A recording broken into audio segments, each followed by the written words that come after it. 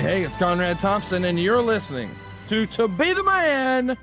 And we couldn't do it without the multiple-time Hall of Famer and the man that the entire wrestling world is talking about this week, the Nature Boy, Ric Flair. Rick, how are you, man? Good morning. 5 days. 5 days. It's going to be here before we know it. This Sunday, live on pay-per-view, July 31st from Municipal Auditorium. Tickets are still on sale. There's still a handful available at RecFlairsLastMatch.com. But if you can't be in Nashville, we encourage you to join all the festivities. Rick is going to be roasted by some of his very best friends this Friday night, live on pay-per-view. It's the roast of Ric Flair. And of course, you can order all of the festivities on Fight. We have all the information. You can just click a link at RecFlairsLastMatch.com. The very next day, though, we get the Horsemen back together. One last ride for the Horsemen. Folks thought this would never happen, but we're getting the crew back together. Tony Schiavone is going to hold court with Lex Luger, with Barry Windham, with Arn Anderson, with Tully Blanchard, with J.J. Dillon, and of course, with the Master of Ceremonies, Mr. Ric Flair. But on Sunday night, I can't believe this is real. Jim Crockett Promotions comes back one last time for Ric Flair's last match. And with that in mind, let's bring in our other guest today, one of the founders. Here he is, ladies and gentlemen, Mr. David Crockett. David, how are you, man? Conrad, I am wonderful, and I am excited. Like you said, 5 more days, Rick. 5 more days. I know. A lot of history.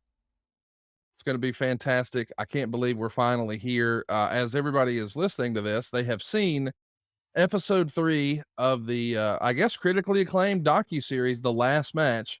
1, 2, and 3 are posted live for your enjoyment right now over at RecFlairsLastMatch.com.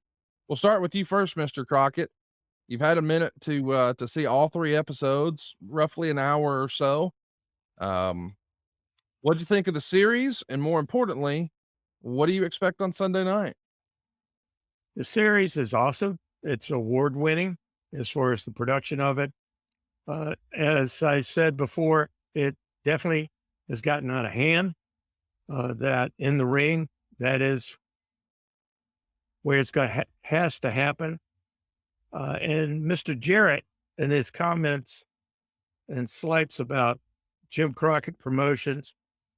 Jeff, have you looked on the marquee and who you're wrestling for?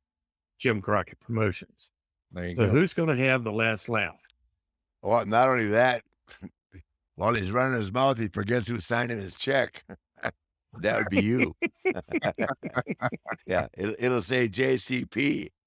It won't be Jarrett Enterprises or his daddy. Well, you look at Jeff, and he's the son of a very famous promoter, wrestler. Mhm. And in some ways, you might say he's a wannabe. He wants to be bigger than his dad. Oh. And yes, he's been in wrestling. He has promoted wrestling, but I look at it, he hasn't used his money. He's always used somebody else's money, but not his money. Now think about that. We have always used our money. Well, there's a lot of money on the line this weekend, of course. It's going to And be I spent a lot of your money in the 80s.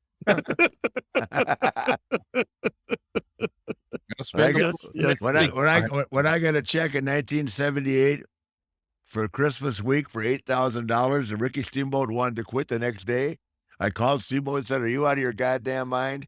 We just got paid $8,000. This is back in 78. That's a lot of money." So, yeah, to be back here again is really thrilling for me.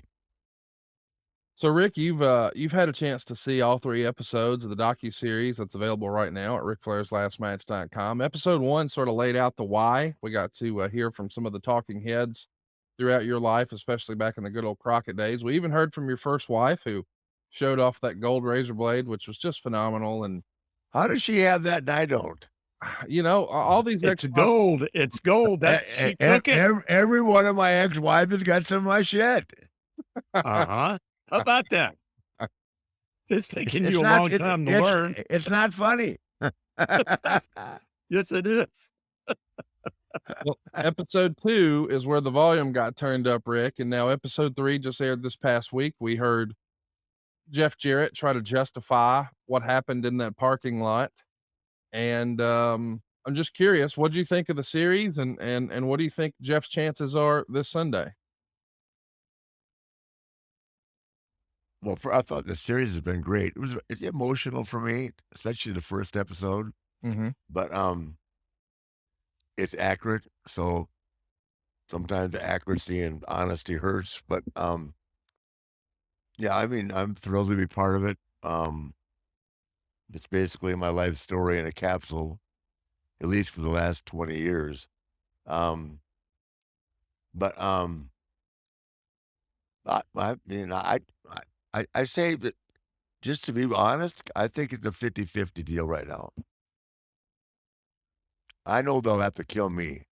I'm not sure he's prepared to I don't think he's prepared in fact, I know he's not prepared to, to believe the ring dead. I am. Well, Yeah, we're that not doing that. My no, no, goodness. no, no, no, I don't mean that. I don't mean literally, but they'll have to destroy me to keep me from winning. And I don't think anybody understands how tough Andrade is. He's a take no shit cowboy, guys. You don't get it. When I went to the wedding down there and saw where he grew up, and it's a tough fucking town, Durango, Mexico, and he grew up on the streets, a tough kid. I mean, self-made man. Um, I don't know. I don't know that, and this is not derogatory, just being honest, 'cause we've all been in a situation in life where they've been intimidated. If I were lethal and I was Jarrett, I'd be afraid of Andrade. I'm glad you said that, because I feel like, and for a variety of reasons, this story is obviously always been about your last match, and then Jeff tried to make it about himself and inserted himself, and we really didn't see much of Andrade until episode 3. And I'm sure there's some old school fans who are listening to this podcast or seeing our podcast video here, and they might not be familiar with who Andrade is. But boy, Jeff Jarrett really discounted him on last week's episode of Phew, My World. that's what I'm saying. Steve Kaufman, our producer here, producer Steve, he's got a clip of Jeff Jarrett talking about Andrade. Yeah. Let's go ahead and let you guys take a Good listen to that clip, good luck with that. and then I'll let you respond, Rick. Here we go. I'm glad that I did now. You're double nickels. You ain't what you used to be. Andrade is going to go upside that head. Oh, God. Listen, look at my history in Lucha Libre. Andrade is a dime a dozen, my friend. Oh, really? I literally, there's 15, 20 that I've faced over the years. Latin Lover, Psycho Clown, Rey Mysterio, Dr. Wagner. Literally, one after another after another. Go look up on YouTube my AAA success. Andrade, I mean, if he ain't a curtain jerker, I don't know who is. Yeah. Give me those big eyes. Okay. Literally. Okay. If he wasn't married to who he's married to. I don't even want to hear that. Oh, good. Are you serious? The son of a promoter? Let's run around and ask all those old Memphis guys. By the way, where's your daddy's promotion these days? Yeah. And weren't you the WCW champ when they went under? You were one of those top guys. No, the champion. No. Of course not, because they figured out that shit wasn't working. Okay. Yeah. We'll get into the last dying days of WCW. When Ric Flair walks to the ring in loafers and street clothes, you talk about backing up to the pay window and taking a check. The last pay-per-view, me and Flair against Dusty and Dustin. And Flair, his big ego completely out of control. He can't put on boots and tights. And now here we are 20-something years later, and he wants to go out. Yeah, he's going to go out all right. It's kind of cute that you're critical of him now after you've been on this podcast for a year and a half saying, oh, I was a horseman. Oh, that's BS. I played along with y'all silliness. I mean, how much longer do we go on with Los Cuatros Caballeros and this and that, playing around with silly games? I guess the game's end so funny in that parking lot when Rick's screaming like on his back like a turtle, and then all of a sudden, Conrad, go back and watch. He slighted me at the press conference, and backstage, you heard him. Oh, I got 2 tickets here. I got 2 tickets here. He couldn't wait to get on stage to do that. He couldn't wait to get out there with Mike Keith and, hey, yeah, drawing money in Nashville. Here's 2 tickets for you and your old man. I'll teach you guys how to draw money. Are you kidding me, Conrad? It's one thing to do it backstage and have fun with it. He goes and has Silva make up these 2 tickets. Come on, dude. Do you really think that was right? Seriously. Now, just answer that. Let's answer that. So you're saying if somebody slights you, it's okay to stab them in the head. I just want to make sure. It's one thing to piggyback his success, dream to wear his belt and be in his faction and steal his finishing move and his strut. And so there you go. A little bit of Jeff trying to defend his actions. And the first thing I want to know is what are those 3 phony belts in the background? I never noticed them. He's never the NWA champion. He never wrestled Harley Race for an hour. He never wrestled Brody for an hour. He never wrestled Hanson for an hour. He never wrestled Jumbo Ceruto for an hour. I don't think he's ever wrestled for an hour. That Mickey Mouse promotion his dad ran, who in the hell? They didn't have enough money to bring me in from the Crockett promotions. What a joke. Well, in that same episode, I reminded him that the only way he became the NWA champion is not because there was a meeting at the convention and the board voted. He had to make sure that he owned the promotion, and then he made himself champion. But who was the NWA champion he beat for it? Probably like Mike Rapatta. Yeah, there you go. Thank you. Yeah. Well, he didn't beat Harley Race, I can tell you that. Harley Race would have gone like this. Jeff Jarrett? Who? You mean the kid of that shit promoter in Nashville? Put him over? I don't think so. Can you imagine Jarrett in a ring with Bruiser Brody for an hour in a cage on Japanese TV? Jesus Christ.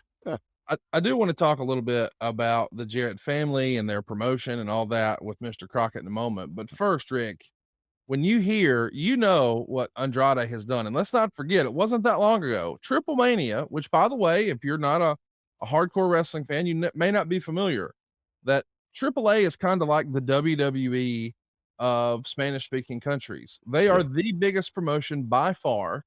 And instead of a WrestleMania, they have a Triple Mania. And it wasn't that long ago, there was a Triple Mania with Kenny Omega defending his mega championship against Andrade. And at the time, boy, everybody thought Kenny Omega was the very best wrestler in the world. And he found out all there was about Andrade that day. And you were there. Yeah. It was spectacular. The idea that Jeff would come out here and say that Andrade's a dime a dozen and a curtain jerker, whatever the heck that means, your response? My response is, I'm pretty sure, I don't know for a fact, but I'm sure Ashley will be in the vicinity. And just because every man likes to show off in front of their wife, I guarantee you Andrade will not disappoint. He'll get the pep talk from hell from Ashley. And you and I both know what that means. Oh, yeah. We both heard that. Or Charlotte, rather. Andrade, don't fail me now, pal. I talked to him on the phone. He can't wait. There's nothing wrong with him. I don't know where Tony Khan came up with this bullshit about his foot and all that, but he's running he's working out like a fool. Yeah, everybody is ready for this one. Everybody's ready to pull out the big guns. Mr. Crockett, I want your take. Every day that Jarrett's on TV or dicking around over there in Orlando at NXT or whatever he does is another day of training that I'm getting in. I'm 21 years older than him, I think, right? I think you're 18 years older. What is Jeff, 51? 55. Well, Jeff's 55. Yeah. He looked good on TV the other day. God, oh. He looked older than me. So I don't know. And I have that plastic surgery. Oh, a lot of okay. a lot Oh, a now lot we're going. a lot of other surgery, but no plastic. So, Mr. Crockett, you were there in the dying days of WCW. You Yes. see Jeff Jarrett up close, and he had some interactions with Rick. What was your impression of Jeff Jarrett, the performer? Jeff Jarrett in WCW, and really Jeff Jarrett in general, he has to use a guitar, a gimmick to get over. Think about it.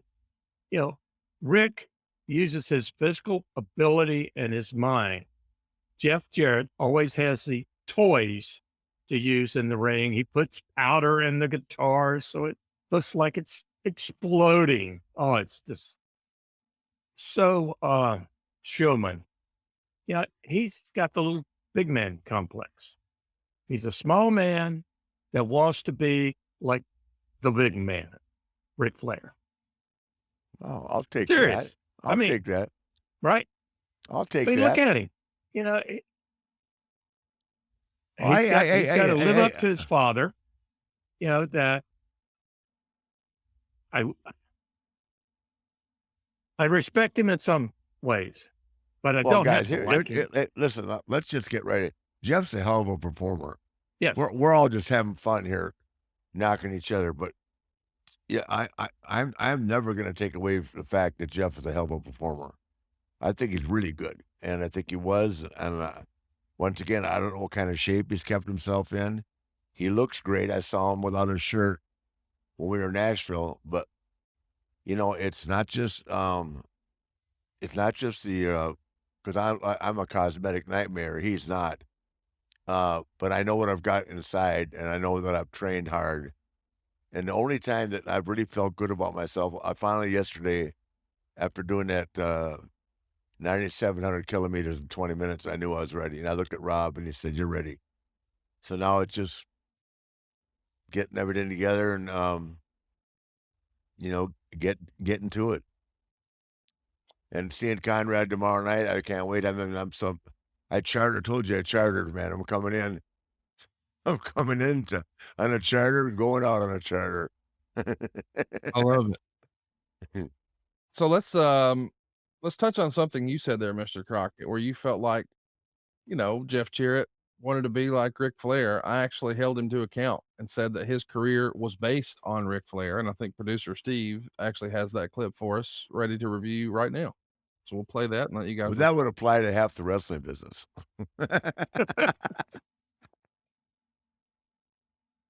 It's one thing to piggyback his success, dream to wear his belt and be in his faction and steal his finishing move and his strut. And you just I forgot. He patented the strut, which he didn't, which is a joke how he shuffles. Jackie Fargo, Nature Boy Buddy Rogers, or the original strutters. And so Rick owns the figure four. No, I'm just saying you're a great value Ric Flair with your blonde hair and your figure four and your struts. Conrad, you're digging, pal. Look behind you. 2 of the 3 of those belts are synonymous with Ric Flair. No, they're not synonymous. Yes, they are. What? Yeah, buddy. And okay, you're drinking the Kool-Aid, pal. You are absolutely drinking the Kool-Aid. You don't think that the domed globe and the big gold belt, those 2 belts behind you, are synonymous with Ric Flair? His name is attached to them. They're not synonymous. Dory Funk, Briscoe, Harley Race. Jeff Jarrett, come on now. Which one of these is not like the other? No, hey, I'm talking about the NWA belt. Yeah. Rick was one of many good to great champions. And he managed to be one of those great champions without having to own the promotion in order to get the belt. Oh, here we go, Conrad. Yeah. What happened when you were doing the podcast and saying, hey, the only guy who I knew would show up because we weren't financially able to put guys to long-term deals. What happened to that statement? Well, no, that's factual. Yeah, okay. That's what I thought. And then we want to talk about the big gold one. Yeah. The one that Rick took up to WWE? Yes. Oh, okay. Yeah. And Crockett sits on the back of the bus and saying, yeah, we didn't get to end the right way. Well, no kidding, you moron.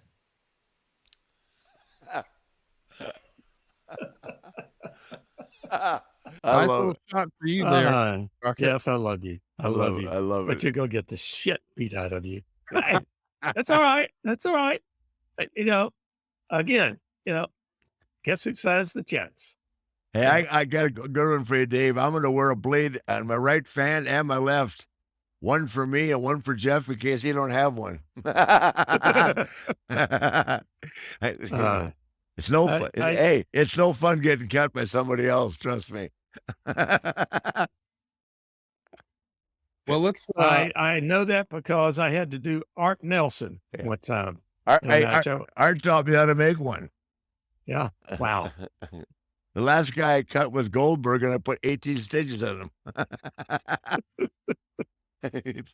Well, I'm hyperventilating. Jeff. I hit a gusher. Yeah, I've got to talk about Jeff again. I listen to him. He always has these barbs or comments that he's trying to irritate you. He's trying to get you off kilter. No, Dave, when they're talking about you, you're doing something good. Haven't you learned that? Well, and I look at it, he's lost control. If he has to find someone to belittle, or try to belittle, well, then inwardly, he's not there. That confidence is not there. So, Jeff, suck it up. You and Jay, they're going to respect you, but well, it's going to be. I hate to say this, Mr. Crockett, but he doesn't respect you. Just earlier this week, yesterday, I am so sorry. On My World, he said, and we've got a clip here. Producer Steve's got it from this week's episode of My World. He called you sad and pathetic. Let's play that clip.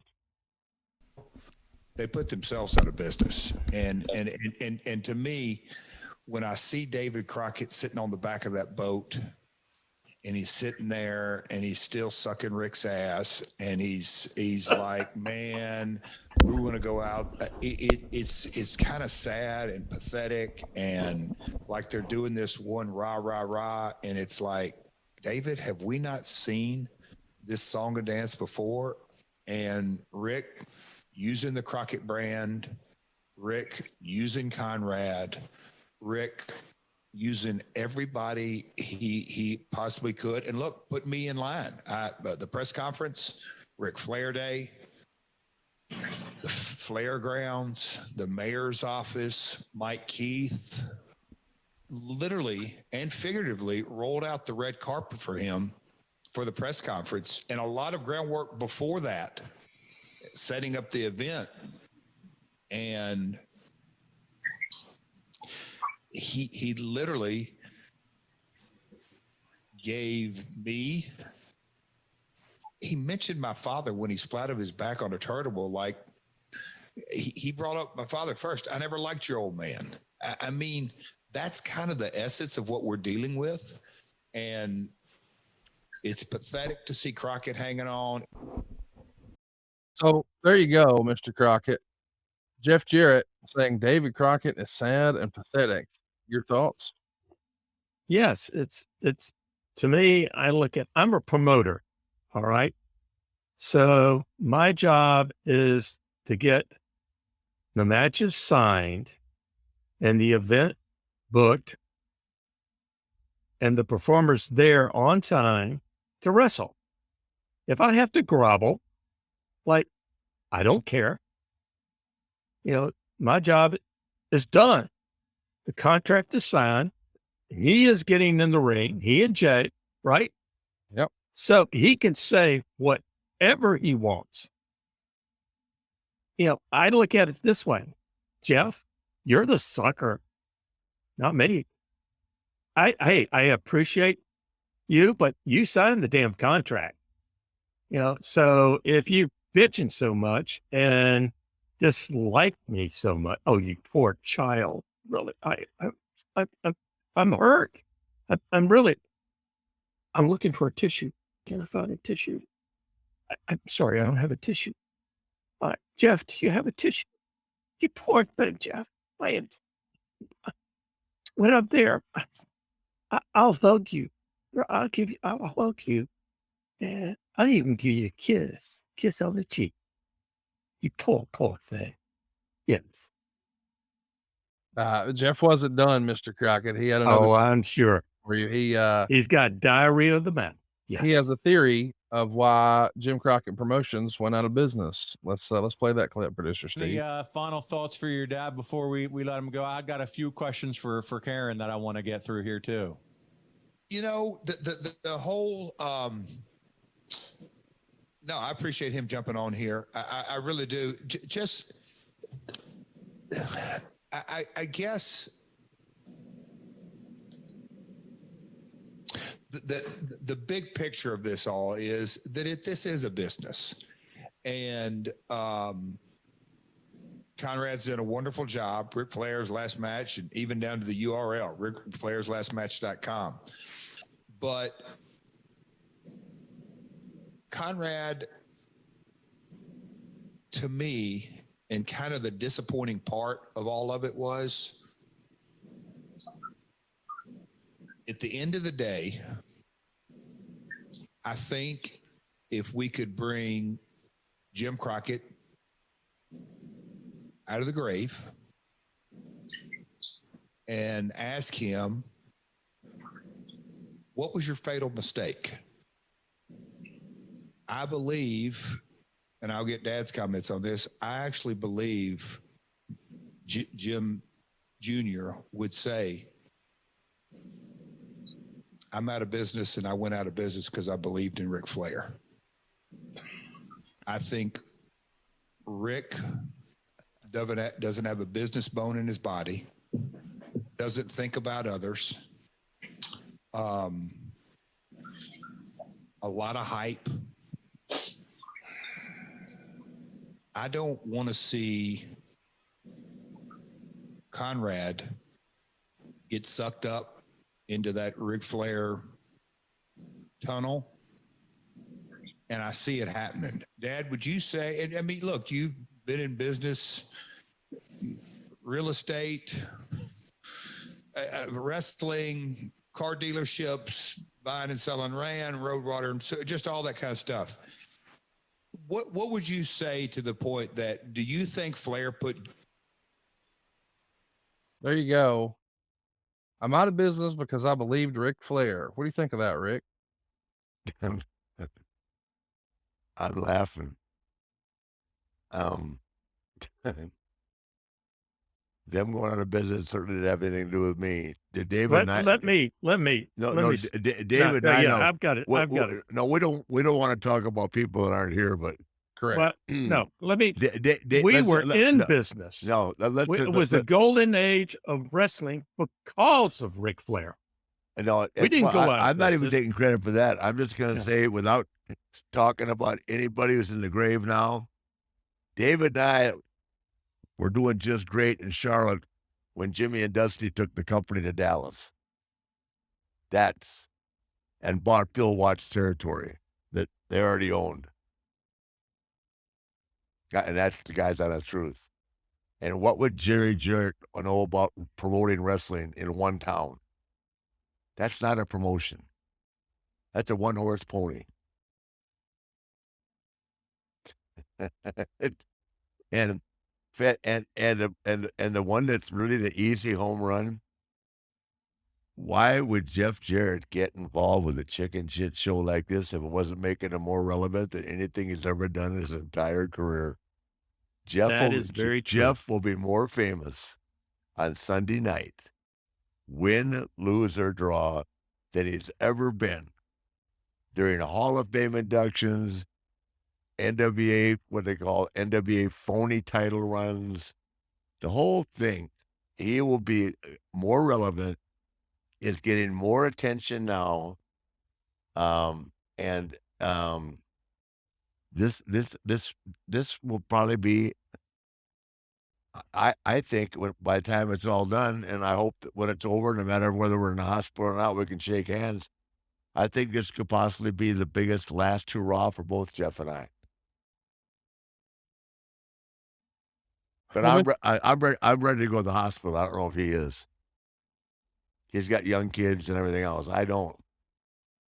And that's just the way I feel about it. And you guys know me. The guys he's talking about, the Briscoes and the Funks and them, he never wrestled them. He wouldn't know anything about them. I wrestled them for a living, for an hour every night. So he's talking about people he never wrestled. He never wrestled Harley Race. Google it. He never wrestled Jack Briscoe, Terry, or Dory Funk. And you just mentioned the guy who won the title. Well, I don't know who the guy is. And I'm a wrestler. Pretty well known. So I think I am anyway. For Jeff and his dad to have to bring up Jim Crockett Promotions Desperate. to talk about, come on. What, they want me to put on tights and get in the ring? They're just trying to find excuses for this and that. Dave, don't even justify it. They're getting the biggest rub of their life, both of them. Small people. Biggest rub of their entire life. Speaking of rubs, let me tell you, Car Shield is getting the rub from us this week because they are not. I hope so. My new commercial drops next week. Well, I'll tell you what, they have sponsored the entire weekend. They are a sponsor of StarCast, and this episode is brought to you by Car Shield, who makes it easy and affordable. Protect my car from expensive repairs. Yay, Nick. For starters, Car Shield is the #1 auto protection company in the United States and offers protection plans for around $100 a month. The plans cover more parts than ever before, whether your car has 5,000 miles or 150,000 miles. Let me tell you how simple it is to get your car fixed. When you need repair, you choose the mechanic, and Car Shield's administrators handle the rest. That's it. You don't have to deal with paperwork or headaches. You're taken care of. Same goes if your car breaks down and you're stuck on the side of the road. Plans through Car Shield also include coast-to-coast roadside assistance. Car Shield administrators are there for you with rental car options and trip reimbursement at no extra cost, too. Get coverage today, and you'll lock in your price now, and it will never go up. That means as long as you own your car, no matter how old it is, you're protected from the rising cost of parts and repairs for your vehicle. Car Shield helps protect my wallet from expensive repairs, and they'll do the same for you. Go to carshield.com/podcast to start your plan and lock in your pricing forever. That's carshield.com/podcast. A deductible may apply. Mr. Crockett, they weren't done. As you saw there, we had not only Jeff Jarrett, but Jerry Jarrett joining him as well. And he had some thoughts about Jim Crockett Promotions. So producer Steve has a clip for us. Question, Wishful thoughts. Just sum up the speed. What does Jerry do now? I think Jerry's happily retired. Okay. I He didn't know. manages, he's collected a nice little real estate portfolio, and Yeah, okay. I didn't know for sure. I knew he was doing real estate. I didn't know whether he's not actively promoting or anything like that no, anymore. sir, he just chases grandkids and barbecues and Yeah. enjoys, the golden years. Yeah. Well, good. Is he coming to the matches? Well, you gave him 2 tickets. I hope so. Well, I don't know whether he's bringing them or not. If I had to guess, there's going to be more than one Jarrett sniffing around Municipal Auditorium this Sunday. I feel bad because little Cody, their beautiful little son. Fantastic young man. Yeah. Guess who he loves? He loves Jay Lethal today. Yeah, he loves me too. I'm coming to see you, Mr. Flair. I got to spend time with him. I don't think Megan and Megan and Charlotte or Ashley are gonna hug Jeff. I don't think you have to worry about that. I'm not. If I was Jeff and Karen, I'd avoid the Queen. I think that's a safe bet. I do feel bad for Cody though, because Cody loves all you guys, and what a great guy. That kid is so cute, man. But he's gonna have some mixed emotions come Sunday night, I think. Yeah, well, he'll end up being loyal to his dad, and then I'll have to apologize to him for putting him in the hospital. But we all have to do what we have to do. Well, Mr. Jerry Jarrett had some comments about Jim Crockett Promotions. Producer Steve's got that queued up for us, David. Let's take a listen. Oh, God, Dave. Gary, I'm going to play this. So the Great American Bash, David Allen Coe, Dusty Rhodes, Ric Flair, probably 30 other talent on the card. They ran in 86. Can you tell us a little bit about that story, what you remember of it? Because it is 36 years ago. Yeah, well, I have to give you some background. I was promoting Atlanta for Jim Barnett. Jimmy Crockett shows up and doesn't tell me who he is. I don't know him from Adam. I was buddies with his father and have great respect for him then and now. But Jimmy just came, walked up on the stage, and I said, "Who's that guy over there?" One of the rest said, "I don't know." I said, "Well, throw his ass off the stage. He doesn't have any business back here." Well, after they put him out, I found out it was Jimmy Crockett. I said, "Why in the world didn't he come introduce himself to me?" So then now, fast forward, and Eddie Einhorn calls me and says, "Vince McMahon is going to go worldwide. I'd like to get the promoters together in Chicago and figure out a plan.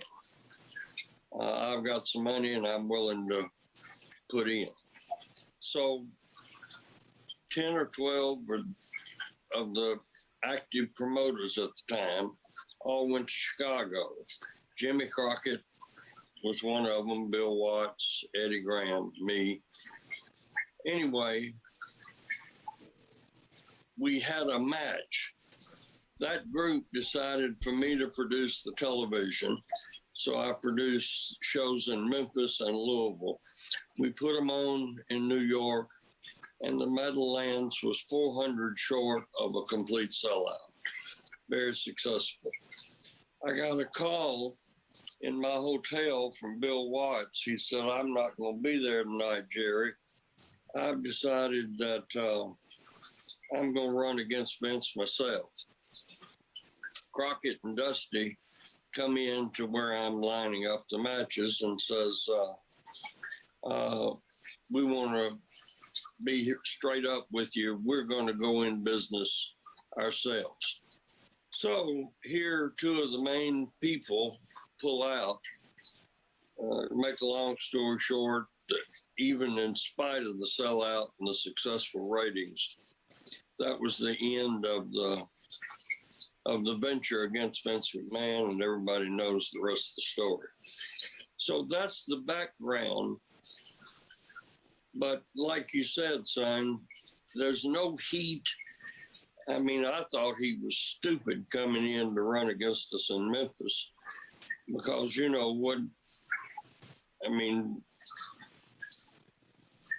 we knew how to protect our business and our territory and book against them. So it was a one-time in and failure and lost a lot of money and went out. We did have one successful co-show that drew $54,000 in Memphis. I don't have anything against Jimmy. As a matter of fact, I like the Crockett family. I didn't know them personally, but, you know, from what I knew of them, they were a good bunch of people. I'm sure that Rick and Dusty got in Jimmy's ear and said, "Well, if he can draw in Memphis, we can." So anyway, that was a big mistake on their part, but that's the only history I have with them. Any interaction with David or? No, I really didn't. I think David was in the technical end of it, best I remember. But Jimmy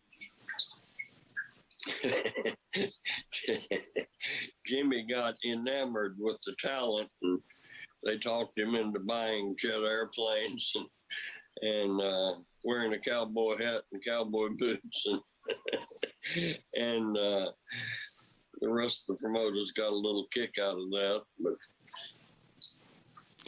Watts went under, and so did Crockett. So there you go, Mr. Crockett. That's his version of events when you guys tried to work together. What do you remember of? Who was the biggest figure on that marquee in that event in Chicago? Want to pull that up again? Well, I would guess you had a thing or two to say about that. Oh yeah, I know what went on. I absolutely know what went on. They think I forget? I wrestled Lawler in Memphis. We sold out. I wrestled Jerry. Oh, who is that guy on the left? I don't see Jeff there. I don't see Jerry there. I see Magnum. I see the Freebirds. I see the Road Warriors. I don't see anybody working the Memphis territory there.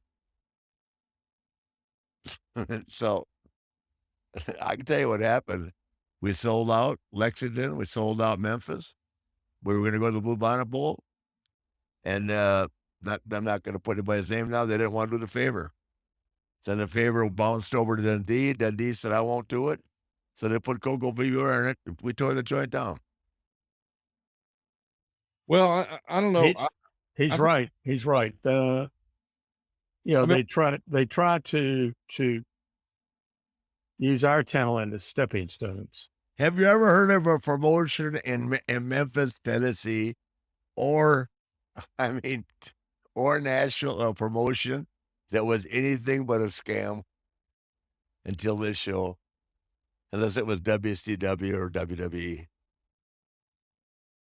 So, Rick, you consider the Jarrett promotions to be scams? No, I'm saying that's inaccurate information. Yeah. The whole thing. I was there. I put Lawler over. I was glad to do it. But we were coming back to the Blue Bonnet Bowl as part of the Great American Bash. They backed out. So you could ask Jerry. Ask the best one to ask is Lawler. Lawler and I are very close now. He'll relive it for you. And I'm sure it wasn't Jerry's decision not to put me over, because Jerry and I, we made music. Jerry, I don't know what part of the promotion Jerry owned, but I don't think Jerry called the shots. I think the other Jerry did. And I'm sure they felt, well, there's nothing to gain by having me beat Lawler as the world champion. And there wasn't. It was just a pre-arranged deal. Right, David? That is correct. You know, I'd look at it. They wanted us to do all the work of pushing the rock up the hill, and then they take credit for it. Doesn't work that way. Right. Yes, we made mistakes. I'll agree. Yeah. But, you know, the arrogance of, you know. Every promotion in the country at that time was when Vince decided to jump on USA, every promotion in the country was scrambling.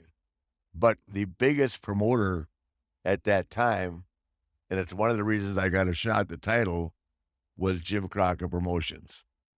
The Dallas territory wasn't as big. The Portland territory wasn't as big. The Florida territory wasn't as big. Georgia wasn't as big. You know, you're looking at from South Carolina, North Carolina, Virginia, West Virginia, all the way up to Baltimore, into Philadelphia, all the way to Chicago. And David and I say this 1,000 times. If we had stayed west of the Mississippi, they'd still be in business. We had more talent and we had a better product. Yeah, I'm going to say right now that, you know, he talks about us sucking up to Rick. You want to talk about people sucking up. Look at Mr. Jarrett and his daddy, TBS. Everybody was coming on their hands and knees to get their talent on TBS, because when Vince was coming, we had the only show in town, #1 on cable, #1 everywhere in the U.S., #1. Do you know how program? And Conrad, for them to say, "Wait, hold on," you're getting me pissed off here. You know, for Jerry to say that, you know, I don't know this guy. Well, guess what? You know, who knows you? You might be known around Memphis and Nashville, but, you know, Are they going to run up in the airport? Oh, Jerry, please, son. Not. Hey, I'll tell you another bit of information. Do you know how Vince McMahon made the payoffs for WrestleMania 1? Yeah, No. he the deal with the Crockett's. The Crockett gave the money, and they got back TBS. Yep. I don't know. I don't know why Jerry Jarrett, if he had the money, didn't buy it. That's Worth the right. gold. That's right, Jerry. You could have done it. Yeah, that's right, Jerry. That was an open-ended deal. Only one person had the big bucks. Vince paid the talent with the money from the Crockett's, and if you could call Vince, have Vince on the show right now, which might very well happen in the next couple of weeks. Hell, I'm trying to get him to come to Nashville now. Well, he's welcome. We would love to have him as the special guest enforcer for the main event. Oh, yeah. Hell, I want him to roast me. He certainly has in real life enough. 80s heels don't draw, you stupid son of a bitch. Don't ever bring a lawyer to see me. I don't like lawyers. Who are these two jackoffs? I started crying, and so did the lawyers. Mr. Crockett, back then, of course, Rick was your top guy. He was your marquee act, and everybody knows in Memphis, Jerry Lawler was the king of Memphis. Absolutely. What did you think of Jerry Lawler's act, and how did he compare to Rick? He still is. Yeah. Jerry is king of Memphis. Yeah, he's a hell of a worker, too. Rick is the world heavyweight champion. Rick is king of the world. Wow. All right? I'll take That's that. it. I mean, yeah, I'll take like that. it's like trying to compare apples and oranges. It's not going to work. Yeah, yes, Jerry Lawler is great at what he does. Yes. Ric Flair is the man, as we always say. He is the man. Lawler wanted to wrestle Rick. Everybody wanted to wrestle Rick. We did. How many thousands or millions of miles did Jerry travel?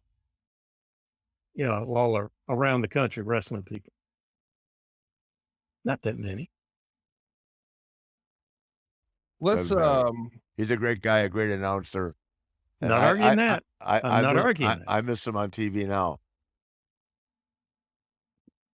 Let's go ahead and hear one more word from Mr. Jerry Jarrett. He was asked his thoughts about Ric Flair. So producer Steve's got a clip queued up. It's Jerry Jarrett on Ric Flair. Let's hear that now. Remember a Ric Flair coming down to work in Memphis and work with you.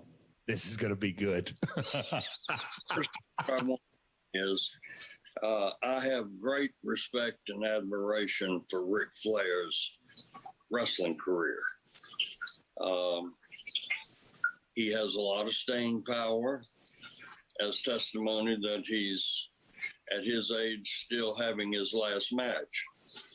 Personally, though, and am I right, Jeff? You told me to be totally honest. Yes.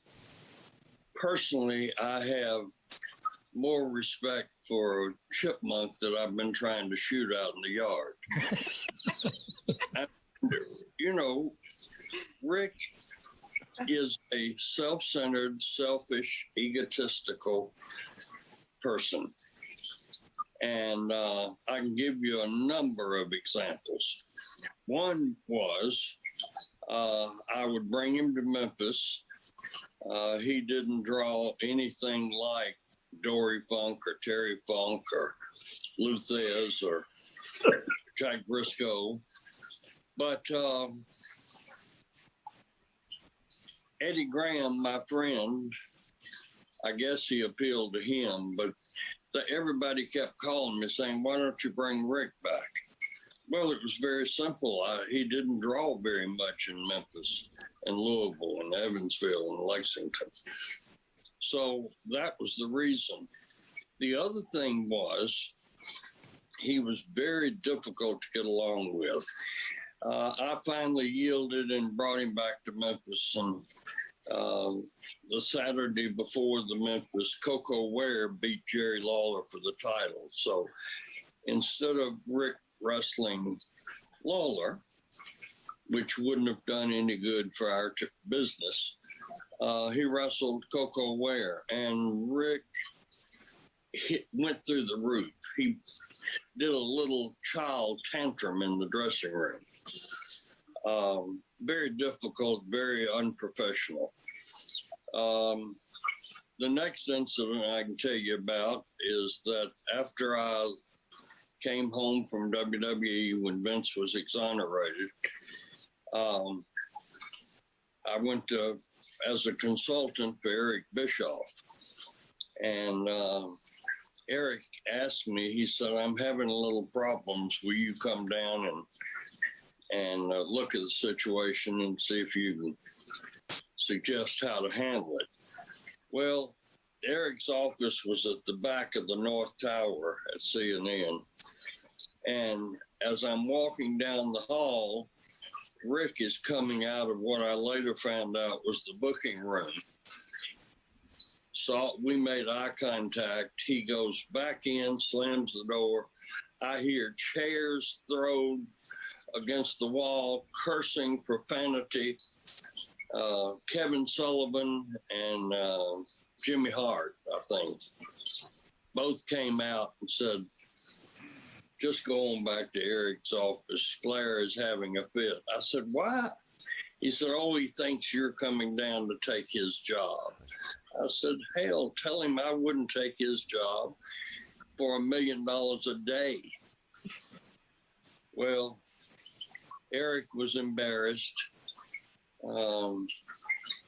I ended up saying to him, Eric, I'll head on back to Nashville, and when you get your company under control, call me back and we can have some conversation.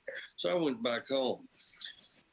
That's the Ric Flair that I know. Again, I respect his wrestling career.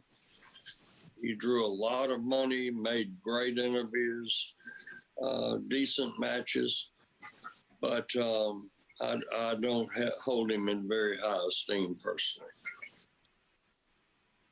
So there you go. Rick, your thoughts? Well, my first thought is, because once again, I can't wait till Friday night for Bischoff to attempt to roast me. God only knows why he wants to put himself in that position. But I probably didn't say hi to him because I didn't know who he was. And number one, and number two, he could have had that job any day of the week. I hated working in that office. I certainly wasn't throwing the chairs around. I was probably throwing the chairs around because I found out I had to put Hogan over for the 5th time because nobody else would work with him. He wouldn't work with Rude. He wouldn't work with Vader. And then the same thing with Savage. I put him over 5 times. So they could have had that job anytime. All I was for Eric was the marquee name to take all the heat for all of Eric's decisions. That's all it was. That's Sullivan. That's Mike Graham. I can't ask Mike now. Greg Gagne. I mean, we sit there for hours. I'm just come in and say, well, it's kind of like when I retired at Halloween Havoc. I was supposed to have a year off and pay, right? 1 month after I lost to Hogan, Halloween Havoc, they called me to come back. You tell me. It ain't fact. It's history. You don't have to look it up. Remember, I got dressed up like a girl in the crowd. Oh yeah. To embarrassingly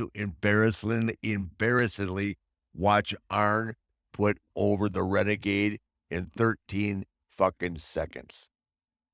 How humiliating was that for Arn? Yeah. All Eric did was humiliate us. Want me to give you 10,000 other examples? I can't wait for the roast. I can't believe he wants to roast me. I got a lot of ammunition on that guy. And if Jerry Jarrett's there, I'll tell him. That nickel dime promotion he ran, I wouldn't work for him because they didn't have money to pay me. Why would I go to Memphis for $500 when I can make $2,000 in my hometown of Charlotte. And by the way, Coco Beware thanks me every day for that match. So, and as far as Jerry Jarrett or Jeff Jarrett, me even being considered in the same possible scenario in terms of work rate, interviews, or who I am in the business, I don't even know those guys are in the top 100. Shit, maybe not even the top 200. Well, it's interesting that the more we talk about this, the more it becomes about Jim Crockett Promotions and the CWA or the USWA. It's the Jarretts and the Crockett. Hey, no, hey, while we have David here, David, how much power did I have at WWE or WCW? Power? Yeah. You know, Huh? everybody had equal power. How You know, much? How much did I have control over creative? Not a lot. None. Not a lot. I mean, in that we would ask you and ask everyone to participate in discussions about their matches. I mean, that's why we did so well. You know, that You remember the show where with Brian Pillman and me and Arn in Detroit, right? With Yep. Sting. We Yes. turned it around. The hottest angle. Yeah. One of the hottest angles we ever shot. Yeah. The next day, we go to Jacksonville, Florida. Sting beats both me and Arn. Walks back. Bischoff walks back in the locker room. Sting's back. The angle lasted one day. Yeah. You know why? Because it was the best thing they had. you know. How about me? Now you're talking WCW. I thought you were talking about Joe Crockett. No, WCW. How much say? Forget it. I had no say. You had no control. Thank Zero. you. Thank Zero. you. And you Zero. you being the executive producer, you would know. Zero. Yeah. Zero. Yeah. Yeah. Not on. No. Jerry Jarrett. Jesus Christ. How old is Jerry? He's old enough to know that the best grilling happens on a RecTeq. This is an amazing. No. How old is he really? I really don't know off the top of my head, but I'll tell you as soon as I get done telling you that there's a 6-year bumper warranty with RecTeq's new RT700. It comes with a 40-pound pellet hopper, 702 square inches of cooking space, the best PID Wi-Fi controller in the business. You can bake, sear, smoke, grill, even dehydrate on the grill, all with the push of a button. And that's why those in the know choose RecTeq. They've got grills for every lifestyle and every budget, starting at just $399. They've got a key focus on flavor, convenience, and versatility, and they eliminate the middleman. All their grills ship for free, and they offer factory direct pricing. I've had a pellet smoker before. It was not near the quality of RecTeq. It's high quality stainless steel and built to last a lifetime. RecTeq really is an amazing company. You're talking wood pellet grills fueled by all natural hardwood pellets. They got everything else you could ever need too, like coolers, apparel, grill accessories, and more. So toss that tasteless gas grill to the side. Forget that messy charcoal grill or even that overhyped brand name grill and join an elite wood pellet grilling family. By focusing on flavor, convenience, and versatility, RecTeq sets the new standard in grilling. Visit RecTeq.com. That's RecTeq. Use the promo code NatureBoy and get 5% off site wide. That's 5% off their top-notch wood pellet grills, one-of-a-kind RecTeq ice or coolers, their chef-tasted rubs and sauces, the accessories, the merchandise, literally everything, 5% off at RecTeq.com when you use the promo code NatureBoy. That's RecTeq.com. This is all sort of coming to a head, man, and I don't know what I expected with today's episode, but it does feel like people are they're ready to see this main event this Sunday. You can get all the information you've been looking for at RicFlairsLastMatch.com. Before we go though, Rick, I do want to play one more clip, and I can't believe that she has somehow inserted herself. I guess Jeff has rubbed off on her in more than one way. She's got some comments about Andrade. She says she doesn't know who the hell he was. Let's take a listen to Karen Jarrett here. Got to bring up Andrade. You've recently gone on record to say that he's not even a main event star. What's the deal with that? Are you not watching wrestling? I mean, have you not seen the guy? Okay, we've been to Mexico how many times? I mean, 20 years. For 20 years. Yes. I've got a 15-year-old son in this house that watches wrestling. I didn't know who the hell he was. And Jeff said, Charlotte's husband. It's Charlotte's husband. Oh, Charlotte's. I didn't even know who he was. Oh my God. I mean, Oh, you think she's kidding? There I'm is not. zero. I mean, like zero. That is 100% accurate, whatever we all want to call it. I hate to say that that's a shoot, brother. No, that literally, I kid you not, Codes is going, Mom, you know, Andrade, he used to be, and Karen, huh? And then Coaster drops, Mom, you've seen it on Instagram. It's the guy who married. We can cut it right there. Rick, do you think everybody's going to know who Andrade is Sunday night? Do you think Karen Jarrett is going to find out the hard way who Andrade is Sunday night? I don't know if she'll find out the hard way, but I can guarantee you she'll be very impressed. And she'll know who he is after the end of Sunday night. No doubt about it. It's so absurd. This whole thing is so interesting. Like, it kind of like if you're working in Tennessee territory, you want to forget about the reality of the wrestling business. I mean, I don't remember ever seeing Jerry in St. Louis. I know Jeff was never there, which is the home of the NWA. I don't remember ever seeing him. I don't know who they wrestled. I don't really know who was down there.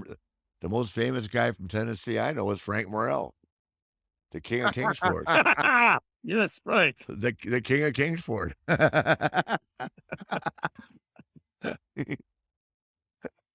man.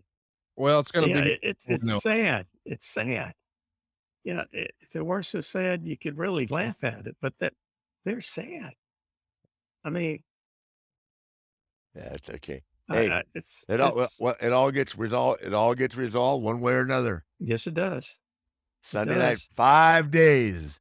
This Sunday night, as you're listening to this, it's just a handful of days away. This Sunday night, the Von Erichs, that's right, Marshall and Ross Von Erich, Kevin Von Erich's son will be there to take on the Briscoes, who just main evented the Ring of Honor pay-per-view. Hey, can I tell you something? Yes, sir. I'd much rather be wrestling Jarrett and Andrade and Lethal than wrestling Kevin Von Erich again for an hour in the bare feet. You talk about some stiff feet, man. Wait till I see Kevin. Christ, he used to kill me. It's going to be a stiff affair in Nashville. New Japan has got an incredible match coming our way. We've also got Killer Cross with Scarlett Bordeaux in his corner taking on Harry Smith. We've got a three-way dance for the Impact Women's title. Rachel Ellering, her dad knows a thing or two about Jim Crockett Promotions. She's going to be getting a title shot for the Impact World title. Jordan Grace and Deanna Purrazzo. That's not Paul Ellering's daughter, is it? Yes, it is. Yes, that's it is. Paul Ellering's daughter? Yes, sir. Wow. Will Paul be there too? No, Paul will not be there. But let me say this though: we got the son of the Von Erichs, we got the son of Davey Boy Smith, the British Bulldog, we got the son of or the daughter rather of Paul Ellering. But the thing that I'm maybe most hyped up about, and maybe it's my co-main event, if you will. People have talked about the Forbidden Door. I don't know what we'll call this, but Josh Alexander, the Impact World Champion, who a lot of people think is one of the best wrestlers in the world, is going to be defending his Impact title against the longest reigning MLW champion in history, Jacob Fatu. This should not happen. A title match between two different promotions. It's happening this Sunday night at RecFlairsLastMatch.com. AAA just had Triple Mania. We talked about it a little while ago. Dave Meltzer, when it was over, said that was a match of the year candidate. It's essentially a rematch here Sunday night. Ray Phoenix, who a lot of people consider the best wrestler in the world, will be in there with Bandito, Laredo Kid, and Taurus. They are going to steal the show, but Ric Flair has other plans in mind. But everybody's trying to steal the show, including a dream tag team rematch that only happened one time before. Two of the best tag teams in the history of tag team wrestling are getting together just to celebrate Ric Flair's last match. It's the American Wolves, Davey Richards and Eddie Edwards, taking on the Motor City Machine Guns, Alex Shelley and Chris Sabin. This is something fans have wanted to see for a long, long time. It happened once 12 years ago at an indie show, but this will be the biggest platform it's ever happened on. But then you want to talk about legacy. You want to talk about tradition. What about representing the Rock and Roll Express? Ricky Morton and his son Kerry with Robert Gibson in their corner, taking on Brian Pillman Jr. and Brock Anderson with Arn Anderson in their corner. This is the Rock and Roll Express versus the Horsemen. David Crockett, this is like chicken noodle soup for a JCP fan, is it not? Definitely is. It definitely is. I am so excited.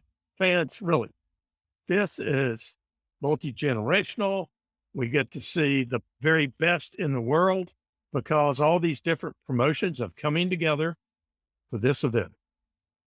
They're coming together for a four-way dance too. Takeshita, who a lot of people think is going to be the next big thing, will be in there with Alan Angels, who was recently a part of AEW but decided to carve out his own path.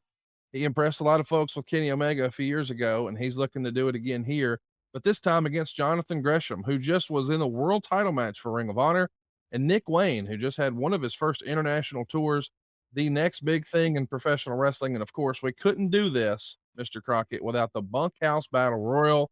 We've got the buckle, we've got the boot. I'll have them both in my possession in the office right now.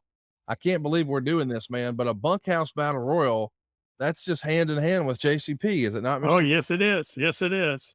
The Bunkhouse. Can you imagine all those guys in the ring at once fighting to stay in there? The fans are going to be definitely entertained, exciting. Can't wait for it. And the main event, it's going to happen. I can't believe it. Karen Jarrett and Jeff Jarrett have inserted themselves into the main event once again. Jay Lethal, who's been a longtime friend of the show, but I guess he's got a personal issue now with Rick, and it's all going to come to a head. And who better to be by Rick's side than his other son-in-law, Andrade? And if there's any doubt as to whether or not Andrade belongs in a main event or he's in the right spot, you're going to find out the hard way this Sunday night. It's Ric Flair's last match, RicFlairsLastMatch.com, the main event. What do you expect this Sunday night, Rick? I expect my stepson to wear my Hall of Fame ring from 2012. And sit in the front row and watch his son-in-law do what he did best. Not probably at the same speed, but at certainly the same level of intensity. Do what I do best. Nothing to be afraid of. Nothing I haven't faced. David and I have been in plane crashes. David was there when I had the pipe down my throat. What the hell? Let's get it. David, you're going to be there, and at your shoulder, your left shoulder, will be Tony Schiavone, the voice of our childhood. It's one last run for the Crockett's, Jim Crockett Promotions. I can't believe it. It's this Sunday. Is that minor league baseball announcer actually going to call a match with Ric Flair in it again? Yes, he is. Jesus I Christ. can't wait to announce with Tony. It's going to be so much fun. The home of the Charlotte O's. Yes, yes. Thank God. Right. Hey. Thank God we got Tony and poor what was the Miller guy's name? Tom Miller. Tom Miller. Yeah. Had to get rid of Tom Miller, man. Tom was a little bad. Hey, this Sunday, it's and all then coming down and to this then Sunday. And then after all this takes place, here we go. Something that I've been able to say that I've done better than anybody else alive today. And yes, Jeff, I am a functioning alcoholic. I'm going to drink tonight. I'll work out tomorrow. I'm going to drink tomorrow night with Conrad. Work out Thursday. Drink Thursday night. Get roasted Friday. Or work out Friday. Get roasted. Work out Saturday morning. Saturday night. Drink again. I made the mistake in 2008 when I was wrestling Shawn Michaels. I'll never forget this. I was so nervous at WrestleMania in Orlando, and Michael Hayes noticed that I wasn't drinking. He said, "What are you doing?" I said, "I'm not drinking. I'm so nervous about tomorrow." He said, "Jesus Christ." He said, "You've been drunk your whole life." And he's right. I've wrestled a lot of great matches, not even sleeping the night before, so I'm not going to let myself get that. I do better after I drink a lot. I thought you were going to promote where the party is. Oh no, we're not on the air. Don't say that, Rick. I'm not. But instead of being 18 to 28, you could be 28 to 45. Oh my God. Ric Flair's lastmatch.com. Come join us. Be a part of the roast this Friday. Come see the Horseman reunion on Saturday, and on Sunday night, come see what Rick does best. Better than anybody ever. Ric Flair's lastmatch.com. We'll see you this week. Oh my gosh. Way to go, Rick.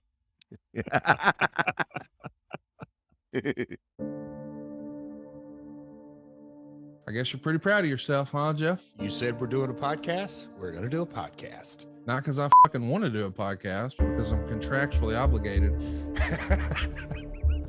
Why is this funny? We're going to do this podcast, Conrad, and I can assure you, I'm going to say some things today that you don't want to hear about your father-in-law, because everybody glosses over the real Ric Flair. Everybody glosses over the nature boy. If you want to go right for the jugular, let's go. You're a fucking egomaniac who wants to make everything about you. You made sure you inserted yourself in the press conference of Ric Flair. Why the shit were you even there? Okay, Jeff, you think you know anybody at the mayor's office? Voila, Ric Flair Day. The mayor's office declared July 31st Ric Flair Day in the Music City. Hey, can you get a proclamation done? Yeah, mayor's office. Again, happy to. Hey, I don't feel good today. Jeff, can you sit up on the podium and do your job and mine? And it was supposed to be a day really to celebrate Rick. Wings! Legendary flavors! World Championship wings! Woo! Woo wings! Yeah! Woo woo! The one thing about that press conference that was so typical of Rick, he knew that Conrad didn't do it. But yet, I never got so much as, hey Jeff, thanks for your help. Because of his ego, candidly, because he legitimately thinks the world revolves around him.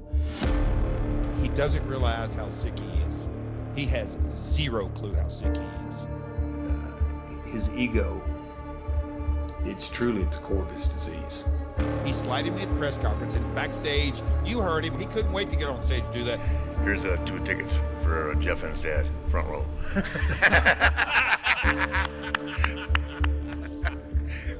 Yeah, drawing money in Nashville. Here's 2 tickets for you and your old man. I'll teach you guys how to draw money. Are you kidding me, Conrad?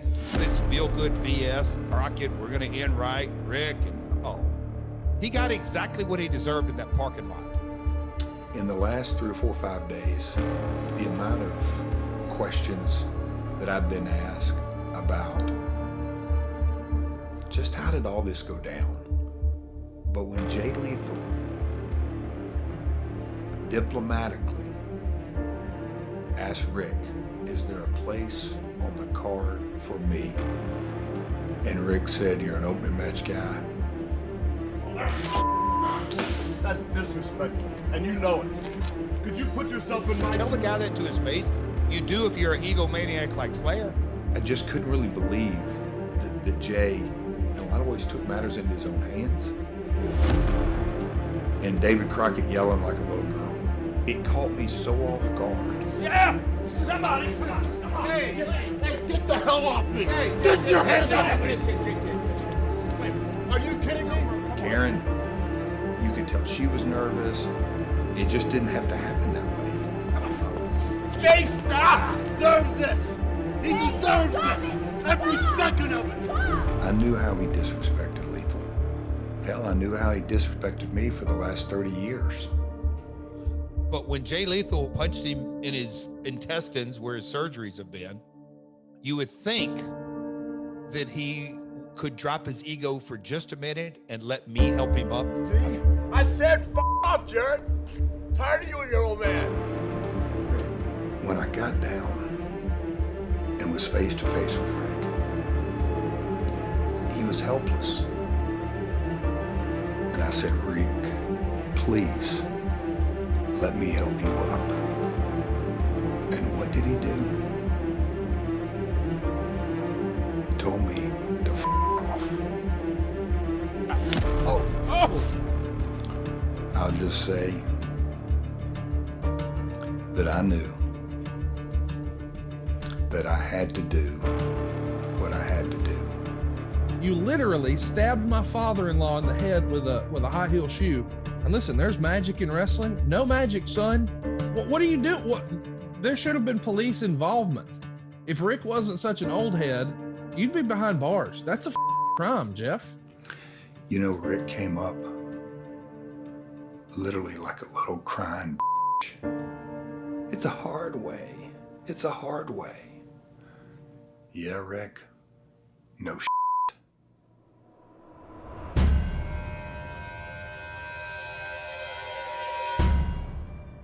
The biggest mistake you can make is to leave a man with spirit and heart breathing. Because you better believe he will rise up to come again. Even more motivated now than I was before. About as real as it fucking gets in life. To be able to wrestle with my son-in-law, who has helped me regain the confidence that I've had beat out of me. And Lethal and Jarrett, when you guys see this, you guys got nothing in common. Don't even know each other. This is fucking family. This is real. Feel it. And he's a bad motherfucker. And he's my son-in-law. I don't have words. I don't have words.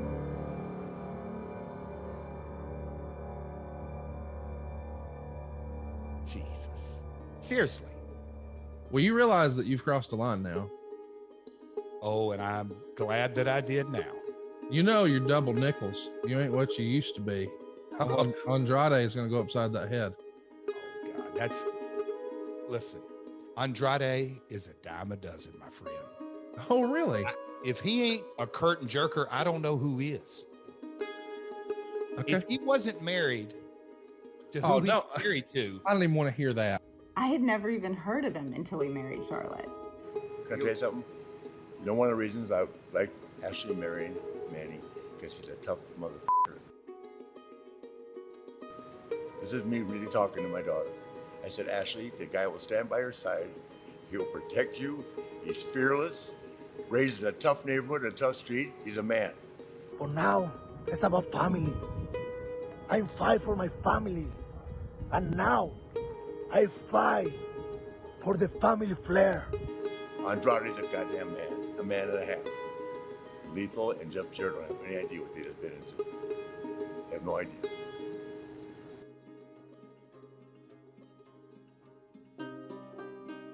Gentlemen, please have a seat.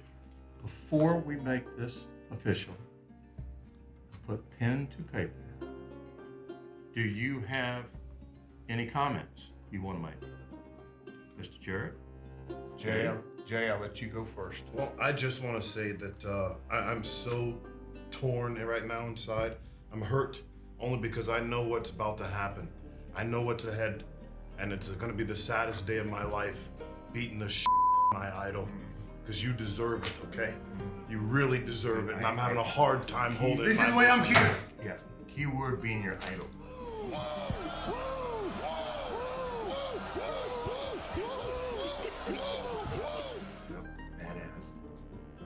Who, him? He's here because he married your daughter. That doesn't make him a badass.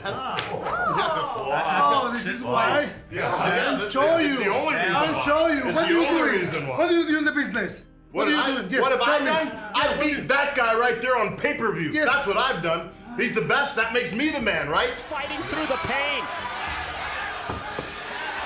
He just, oh my God, you Ric Flair just. Jeff, you need to go ahead and say your comments, please. Rick, I stood on that platform at the press conference and meant every word that came out of my mouth. It was an honor, it's a prestige to even be associated with this event. Thank you. I feel the same way. The whole world has to revolve around you. You're goddamn right it does. That's why you're here today. But Why are you here today? You're damn right. Guess You're damn right. They get a payoff. Guess what? Me equals a It payoff. ain't no about a damn payoff, Rick. It's about finally doing what the entire wrestling world has wanted to do for years, and that is put you out of your misery. You know nothing about my. You shut up. Shut up! Shut your mouth! Go about my life. Talk about people being here for a paycheck. You're what, 73 years old? That's the only damn reason you're here, because you ran out of money. Oh, no, you're wrong. Yeah, this is about. Let's go and finish it. This is about an in-ring career that's going to come to an end. Sign this. Rick, win, lose, or draw, this is it for you. And we're going to find out just how much of the nature boy you still got in you. Yeah. All right, how do you do it? All right, Jeff, just sign this, please. What are you looking at? A piece of Hey, a man. I want to make it official. A man. Maybe one day Man. it'll work, not anymore. Oh, really? Not anymore. Really? I go get my shots every week. And you right? Thank you, Jeff. Oh, that's pretty funny. That's pretty You can read funny. right. He taught you how to wrestle again, didn't he? Huh? Yeah, that's right. I did.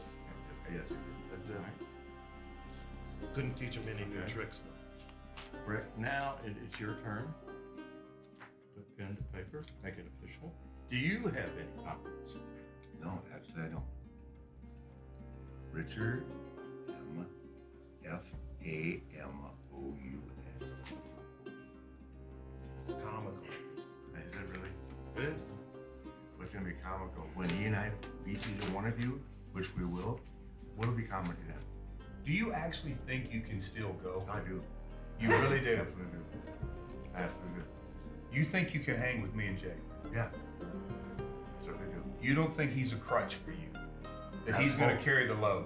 I- And you I- carried the load a lot of years for a lot of guys, but do you think when it comes down and we hear ding, ding, ding, and the match starts, you think you can carry your load? I'll make sure my presence is known. You won't be disappointed. I actually want to see. But yeah, you tell me. I actually want to hold see up. this. You were training me. What were you then? What were you saying to me then? Shit, Go. all right, gentlemen. Go ahead and read the text. Go ahead and read the text for you. Go ahead, read it. You're Read still it the man, out Rick. loud. You're still the man. Oh yeah. Yeah. Oh yeah. That's I said that to you. Okay, thank you. Yeah, because you're an egomaniac. Oh, That's really? why. And I wanted to keep getting those Thank you checks. very much. I wanted to keep getting those checks. It is official. Please leave calmly. You should be Please. paying me to come over there. Yeah. I put it on the map. Rick, All right, Go. now your last match Stop engaging. will be the Stop. match that you regret the most out of your entire career. 16-time professional wrestling world champion and cultural icon Ric Flair will wrestle one last time. Is there anything else that you'd like to say, like maybe to Rick to wish him luck for the match? Rick, from the Russian Nightmare, Je Toeta, to the Nature Boy Ric Flair.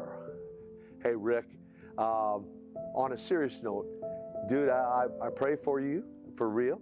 I want you to know that, as do many others. I wish you well in this final match.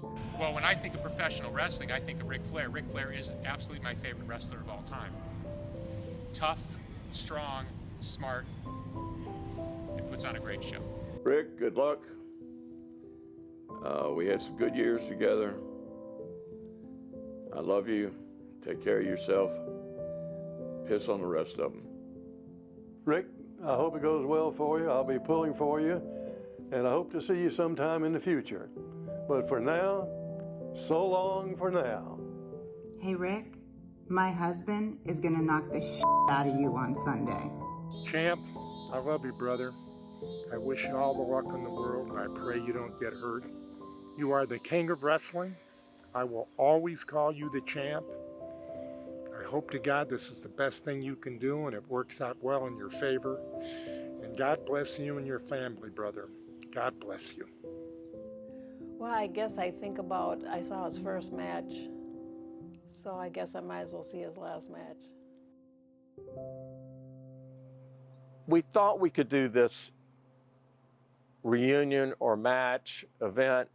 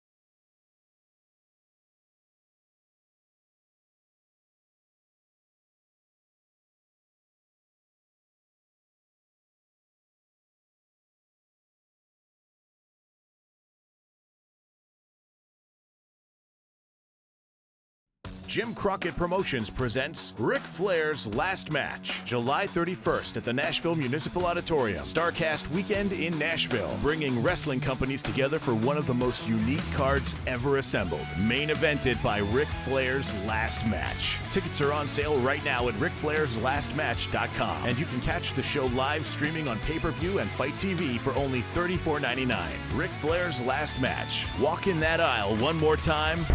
Woo!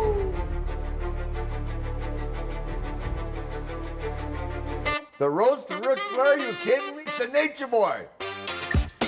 What are they going to say? I am, woo, the man. Okay? You say what you want to say. Just remember at the end of the night, when all is said and done, I get to talk about you. Woo! The roast to Ric Flair. Woo! Look at his old ass. Look.